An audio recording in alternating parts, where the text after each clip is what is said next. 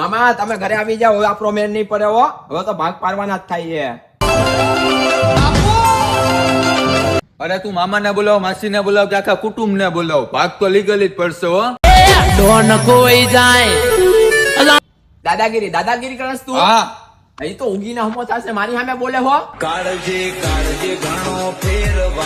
આ તો તમે મોટા ભાઈ થાવ ને એટલે ગામમાં વાત નથી કરતો, બાકી તમે બાયુના ગુલામ જ છો. અરે ભાઈ તું બોલાય માની. હવે અમને ખબર જ છે કે રૂમમાં પાણીપુરીના જબલા લઈને કોણ જાય છે હો.